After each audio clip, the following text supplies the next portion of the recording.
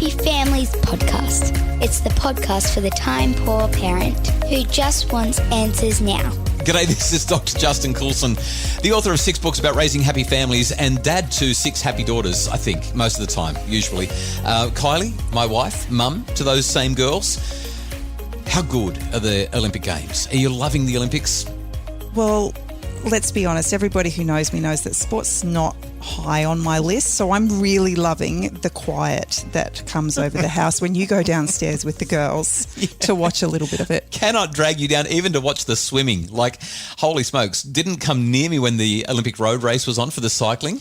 Oh. Left me alone for 6 hours. Should I get the violins out for you, honey? It was actually kind of nice to watch 6 hours of cycling without anyone interrupting me. Where were we? Oh, so Olympics, isn't it? Well, I was going to say, isn't it great? But you're not seeing it. Records are tumbling. People are getting personal bests. I love it. And we've had one ourselves recently. This is pretty exciting, even for me. Okay, so a couple of weeks ago, I don't remember the exact date, but the Happy Families podcast has just hit 1 million downloads. For the year. 1 million downloads this year and counting. And we just... Have you ever had 1 million downloads before? I've never had 1 million anything before. Wow. It's really exciting. And how did you do that? I think it probably has a bit to do with you, Mrs. Happy Families.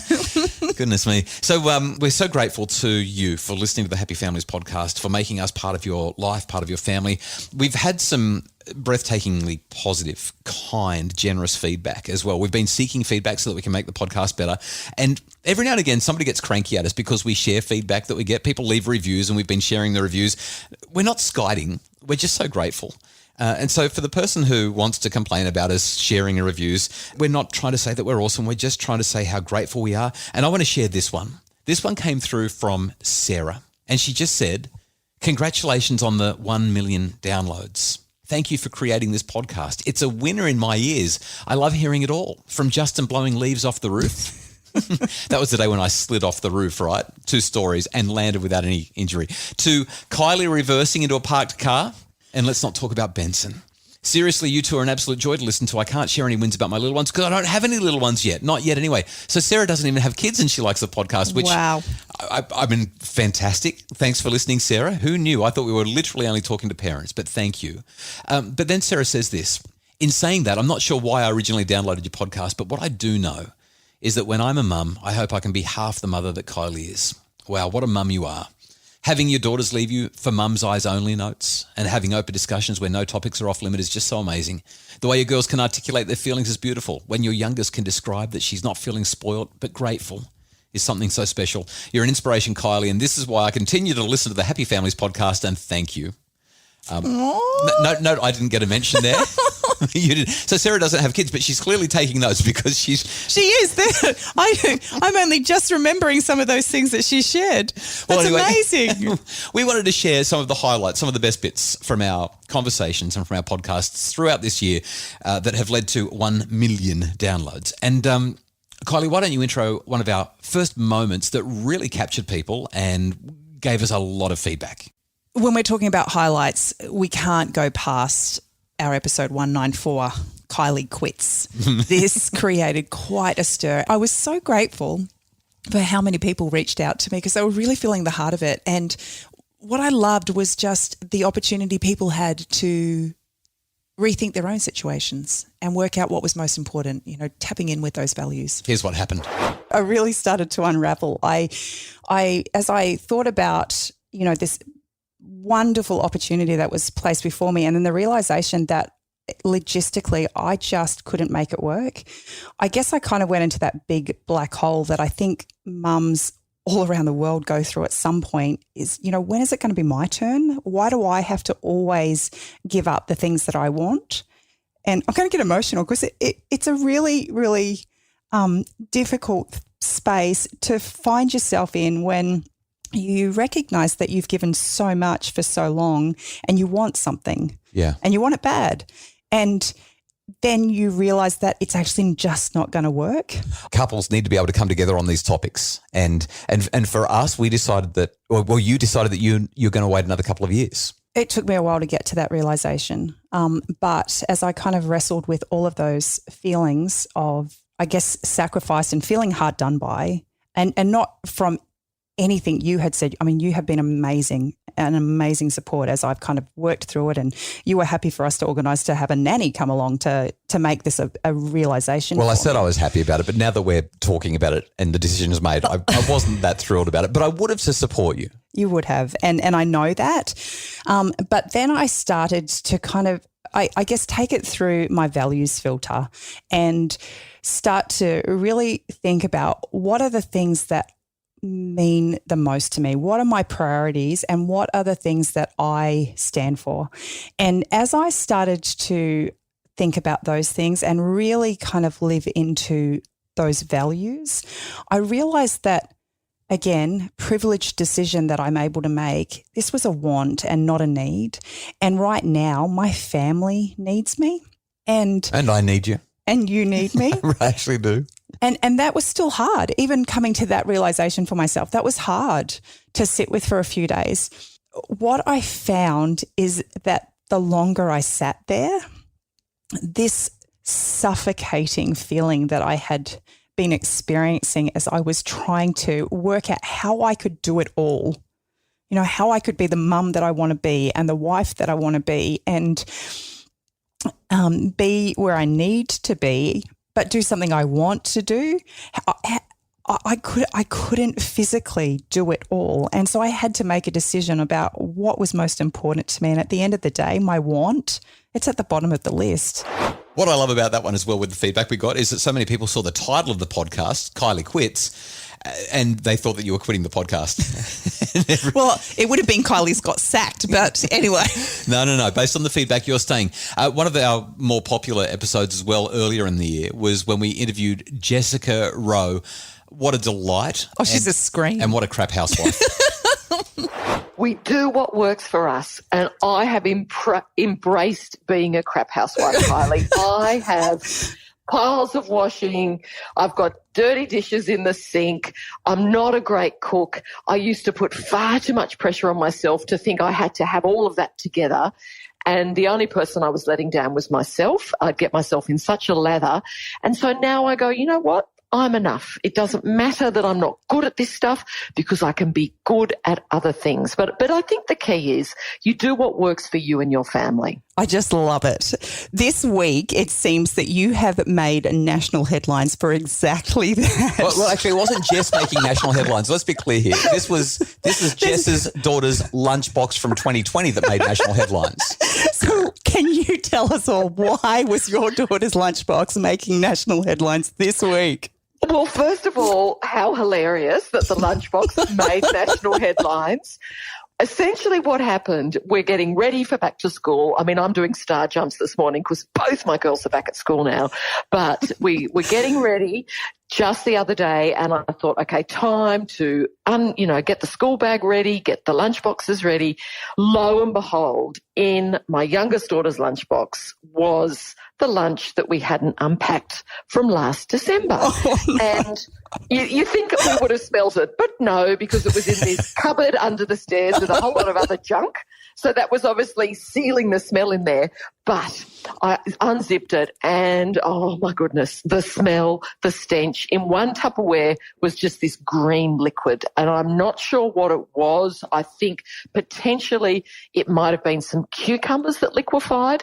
And then in the other container, which is my daughter's favourite because it has seals on the front, I undid it and there were these, I think they might have been once grapes, and they were black and furry and just foul. So I just had to laugh because I just thought, I cannot believe this. And I posted it to my Instagram, and lo and behold, what I loved is that hundreds of other mums and dads responded with their foul lunchbox stories, with similar things happening to them, feeling reassured that, oh my goodness, we're not the only ones.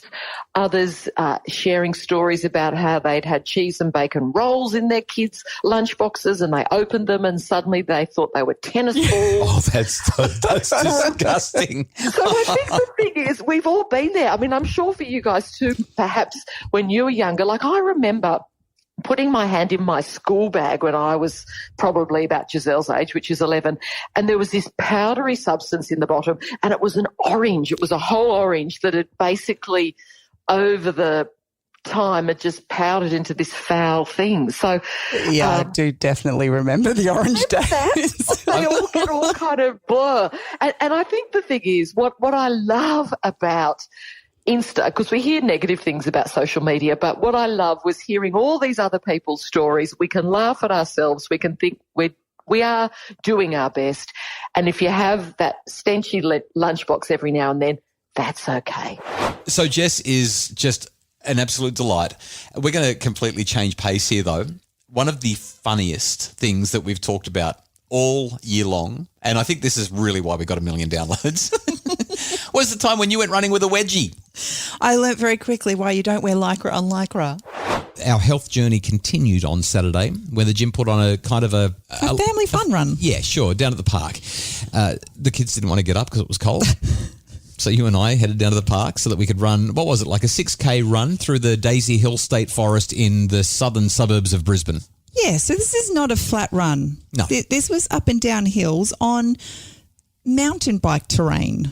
Yeah, like they're fire trails and Yeah. walking tracks and that sort of thing. And I haven't done a run for a very, very long time. But to complicate things, they decided to theme it. Yeah. And so they asked us to come dressed in 80s style. To go 80s, we don't have anything 80s, but you put on a pair of My swimmers. well, you put your swimmers on over the top, and then you had your leggings on, and they were like Dalmatians, right? Yeah. White with black spots. Yes. And then I didn't have any leg warmers, so I just used some big, bulky boot socks. Right. To kind of bunch up around my ankles. And it actually did look kind of 80s. Well, it kind of did. You had the headband on? But, I learned a really, really valuable lesson, and it seems like everybody else knew this lesson except me. Yeah. You don't wear Lycra on Lycra. I wear Lycra when I ride my bike all the time. No, you just don't. What do you mean? I ended up with a front wedgie and a back wedgie, and it was not pretty. And the whole time I was running, all I could think about was, I don't know what's worse. Watching someone run with a wedgie that's not supposed to be there, or watching someone pick out the wedgie that shouldn't be there. It was terrible. Oh gosh, I thought that you were sore because of the running, but you're sore from the wedgies. I think we've just given them way too much information. I'm so embarrassed. I can't believe we even published that. Craig, that's all on you. So Craig is our executive producer, and he's the one that decides what stays in the podcast and what doesn't. Hey, you said it, Kylie. You shared the story. It's such a good story. After the break, we're going to talk about one of the funnest interviews that we did all year with Susie O'Bryant, the author of a book about parenting that was just delightfully fun. And I think we're going to talk about perhaps the biggest disaster that our family has experienced this year. That's coming up as we revisit the highlights of 1 million downloads and counting this year so far. It's the Happy Families Podcast. For a happier family, try a Happy Families membership, because a happy family doesn't just happen. Details at happyfamilies.com.au. It's the Happy Families Podcast, the podcast for the time poor parent. And today we are celebrating 1 million downloads. For an amateur like me, I am reveling in the excitement of this. I noticed when you said that this is the podcast for the time poor parent, you didn't add who just wants answers now, because today, no answers. There's no answers today. Just embarrassing moments for us, really. And meaningful ones as well. Hey, great conversation that we had with Susie O'Bryant, author of a book about parenting. Let's find out what she had to say. Parents today say they find it hard to find time to do everything. Half the time they don't even have time to have a bubble bath once a week. And so these days, often in families, we've got mum and dad both working full time or working a lot. We put our hands up to be very hands-on at the kinder and the school and the footy club. We think we have to do everything asked of us. And we find that when the intensification of parenting means that we are expected to be managing their friendships, very hands-on at the school. We're taking them to activities and play dates all weekend. Like, parenting has never been more intense. And parents are kind of cracking up. We don't have time to do it all. And so what we're doing is we're certainly the first thing that goes is our social lives. And it's certainly anything that doesn't do with the family socialising. So mum's book club, mum's bubble bath, mum's wine with the friends. And people are also doing less work. You know, sometimes we're cutting back on work hours so that we can be there for the kids. But doing less parenting hasn't occurred to anyone. Like cutting out some of that hands-on, intensive, time-consuming parenting that isn't really making any of us happy, but which we think we have to do to be a good parent these days. I'm really curious, Susie. What were your parents like growing up? Child of the 70s, Kylie. So, oh God. Actually, my mother was listening in on one interview we did, and she was texting me the whole time with tales of her lax parenting. Like my sister was saying that she had to organise her own 8th birthday because mum and dad had been out the night before and just showed no signs of getting out of bed. So she cleaned the house, she made the party food or, you know, put it out on the table and made her own birthday cake, aged 8.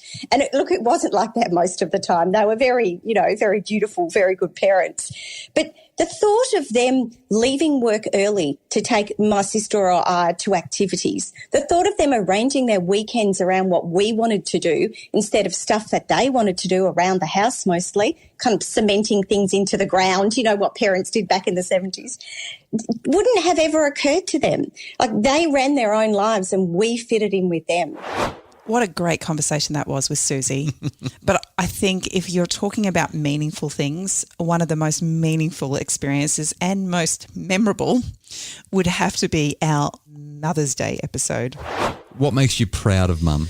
Helping to build her 6 daughters into who they are, and obviously just continuing to be a mum, like it doesn't stop. She's not afraid of being herself. She's really happy to be herself. She's not afraid to express how she's feeling. Reliable. I can always come to her whenever I'm feeling down or having problems. I don't ever have to worry about her judging me, and she'll just always be patient and kind. Because she believes me. She stands up for herself, and no matter what, she never gives up. I'm the first one to admit my childhood wasn't all roses. At times, my mum was a complete and utter failure. She got it wrong so many times I've lost count. There were times I downright hated her, and I couldn't wait to grow up and walk out that door, never to return again. I mean, clearly, I knew better than her, and I was definitely not going to make the same mistakes she did, or so I thought. Time has a way of showing us things we never saw in the moment. And then there's first-hand experience. That's hard to ignore. The first 5 days of my mothering journey were a dream. My brand new baby just fed and slept. I can remember lying in my hospital bed next to her crib, willing her to wake so I could have my next encounter, my next snuggle. I was in awe of this little human being I had helped create. The day we left the hospital and wheeled her crib all the way down the hallway, out the entrance of the hospital and placed her in her very own car seat for the first time was a little surreal. I couldn't believe how lucky we were. We drove out the driveway on our way to our own little happily ever after.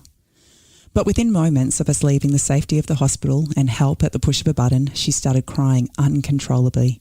And she was loud. Nothing I did calmed her, and I thought my heart would break in two. I went from feeling like I had it all together to being a total loss within seconds. The years that followed amplified that feeling over and over again. Just when you feel like you have it all together, another spanner in the works, another moment in time you never thought you'd have to face. This mothering gig is hard, so hard that I have spent many sleepless nights pacing the floor or drenching my pillow in tears. How could I get things so wrong? Why didn't I foresee that danger? How do I reach my child? And in an instant, there is clarity. I am doing the very best I can, and for all my good intentions, my know-how and education, there are still days I am a complete and utter failure, just like my mum. And that's when the light bulb moment hits. So is she. For all her effort, for all her good intentions, know-how and education, she too found herself pacing the floor and drenching her pillow, wondering how she could ever make good. Sometimes it's easy to see the faults of others and want to blame them for how hard our life is. Let's be real, some mistakes hurt a lot. My mum wasn't perfect. She's the first one to admit that. But she taught me a lifelong lesson. She taught me that no matter how hard it gets, no matter how many times you fall or how often, you just have to find the strength to get up one more time and try again. I imagine a Mother's Day in the far-off future, my children surrounding me, and I wonder, Will they see me for the utter failure I was, or will they offer me their grace? Will they experience the realisation that while I was not perfect, I did my very best? I hope so. This Mother's Day, I want to pay tribute to my mum, imperfect as she is, for the countless times she chose to get up one more time. It is her example that helps me find the courage to keep trying when I feel like I am a complete and utter failure. Well, we've had some wonderful moments throughout the year as we've shared our lives with you on the podcast, and hopefully you've been learning and growing as much as we have as we reflect on what it is to be great parents, what it is to be intentional about being a parent, and what it is to raise kids in a really, really busy and sometimes complicated world. Tomorrow, we're going to do one more of these episodes. We decided that we'd share our top 10. So tomorrow, another 5 memories so far from this year as we celebrate 1 million downloads of the Happy Families podcast from January 1 through to a couple of weeks ago. The Happy Families podcast is produced by Justin. No, not Justin. Justin Rulon. Justin Rulon at Bridge Media. That's it. And our executive producer is Craig Bruce. I remembered his name this time. How good am I? Still got our training wheels on for this. If you enjoy the podcast, we are so grateful for your listening and for your reviews. Please jump on our Apple Podcasts and leave those 5-star ratings and reviews so that we can help other people to find out about what we do and make their families happier. And if you'd like more info about building a happier family, check out Happy Families memberships. All the info is at happyfamilies.com.au.